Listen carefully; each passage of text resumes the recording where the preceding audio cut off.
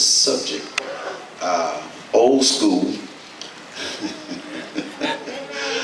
Old school, Sister Shelby, they'd say, I'm not going to take no subject, I'm just going to take a thought. If I take a subject and I don't stay with it, you'll say he didn't stay with his subject. But since thoughts come and go, I'm just going to give you a thought. That way, if I come up with another thought, I'm covered. All right. So if I give you a subject, which is more a thought, it is spiritual nearsightedness. Spiritual nearsightedness. The word I wanted, the word I was looking up and considering was the word, I'm not sure if it's myopia or myopia. I'm not sure which, but you're familiar with that word, M-Y-O-P-I-A. Myopia, I think is the way it's presented in the dictionary. It is the inability to see what is close, lack of foresight, inability to see what is close or clear. And the second definition of that is lack of foresight. When we were sharing on Friday night, we were sharing in reference to scriptures in the book of Matthew. Matthew 5, 6, and 7. As Jesus begins teaching, he is sharing with them how to receive the kingdom. He has now come on the scene. We've gotten past the birth of Jesus, the virgin birth. We're past the angels making the announcement. We're past him being at the age of 12, where he's there with his parents and they leave and can't find him, and they come back and find him sitting in the temple talking with the leaders of the community, speaking. And God bless you, Sister Priestley. I saw you. I was making notes and I didn't write your name down. But we see him there. The next scene that we have of Jesus is Jesus comes to the river where John is baptizing. He comes up and John sees him, and he comes and he asks John to baptize him, and John says, certainly I have need to be baptized of you. You remember that conversation, and Jesus is baptized in the water by John. The Spirit of the Lord appears as a dove and lights upon him and speaks. The next scene is Jesus being led of the Spirit into the wilderness to fast 40 days and to be tempted of the enemy.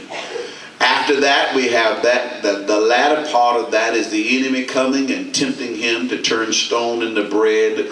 The next scene that we have is the scene where Jesus comes in Matthew 5 and he begins to teach. Can we look at that just for a moment as a reference, and then we will get to Habakkuk. As a reference, we want to go back, and if you'll receive this morning just as a morning teaching rather than a morning sermon. All right, Matthew 5, and seeing the multitude, he went up into a mountain, and when he was set, his disciples came to him, and he opened his mouth and taught them. But now, Matthew 5 is presented as the Sermon on the Mount, and we consider the Beatitudes, but he really does not stop teaching until you get to the end of chapter 7. Right. But oftentimes when we receive the teaching, we separate all of this. We don't include Matthew 7 with Matthew 5. The truth of the matter is, it is all connected together. It's all connected together. Because as he begins to teach, he's teaching them that I represent a different kingdom. Remember when he's standing before Pilate, Pilate said, "Are you king?" And Jesus does not try and answer him in the human sense, because Pilate is saying, these people follow you, they throne you, they get excited. Are you building a kingdom? Jesus tries to help him understand, my kingdom He does not say I am. He just says my kingdom is not of.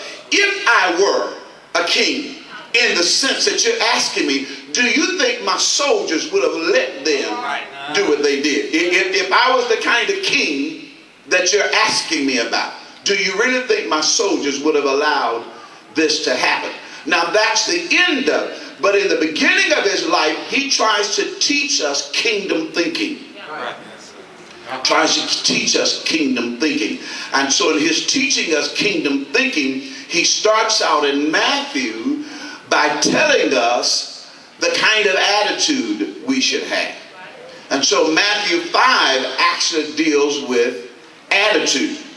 But when you get to Matthew 6, Matthew 6 takes on a unique color because he begins to talk about character.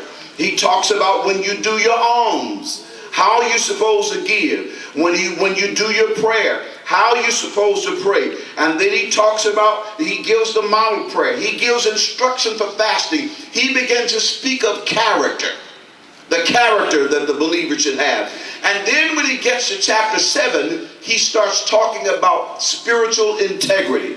When you judge, be careful how you judge, because what the scriptures actually teach is that when you judge individuals this way, this is the way you're going to be judged. In other words, if you do not judge with mercy, you will not be judged with mercy. So he never says don't judge. I know people have said, you know, the Bible said don't judge. That's not what the word said. The Bible simply said the way you judge is the way you will be judged. And what we often see is people who are hard on others resent people being hard on them. Politicians who get up and scream about crime, then when you see in the newspaper they've got caught in a crime, then everybody wants to say, well, don't think about this one thing, think of all the good that they did. That's true. And so he speaks of attitude, he speaks of character, he speaks of integrity. So because he's saying in the new kingdom, you've got to understand that the kingdom that you're coming into has a different mindset. Your mindset must be different. Now go with me to the book of Habakkuk. Hope you had your finger on that, because I want to go ahead and begin. The burden which Habakkuk the prophet did see. O Lord, how long shall I cry, and you will not hear?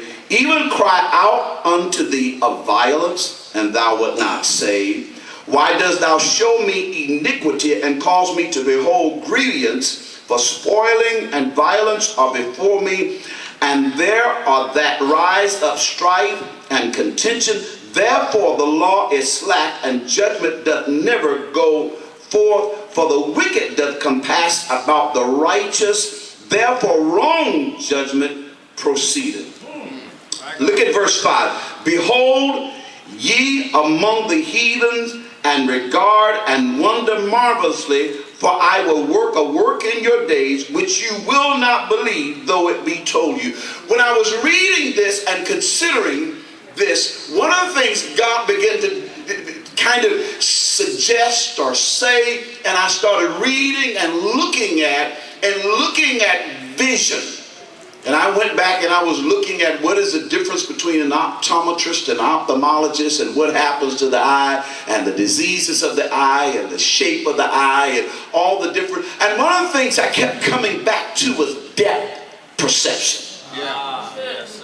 Depth perception. The ability to see far and not near. Or the ability to see near and not far. Depth perception. And where I was going with that was, isn't it interesting how people can see what God is doing in your life but can't see? Isn't it something people can see? You know, all you need to do is trust God. God's going to do it for you. God, look at you, Mother Gill. You know, God, look at all that knowing. Well, you know, baby, yeah, but I don't. Isn't it interesting how they can see but can't see? And then sometimes people can see God using them but can't see God using you. Depth perception, spiritual depth perception to where what we perceive according to what we see is not real. I've said to you before that going back to, if you've been at the swimming pool and you see them, if you put a stick in the middle of the pool, when the sun hits it, when you look, the way the light goes into the water, it makes it look like the pole is bent. It's the way the light hits it. It's not bent. It's the perception. The perception of it. And it's something when the light of God hits us. Sometimes people's depth perception is challenged. Because you are right, but people can't even see it. My Lord. Yeah. Because when the sunlight hits the water, there is a term called refraction. It causes the image that you see to bend. And because it's bending, it looks like the straight pole or the stick that you put in there has now somehow bent itself. In Habakkuk, something interesting is happening because the prophet, the man of God, has come to God and he lodges a complaint against God. Well, this complaint is not against Israel, the complaint is against God. How long shall I cry and you won't hear? I cry out of violence and you will not save. Why is it that you let me see this iniquity? You let me look upon grievance, spoiling, and violence are before me. There are those that raise up strife and contention. You know what I concluded? I concluded that the law is slack and judgment does never go forth.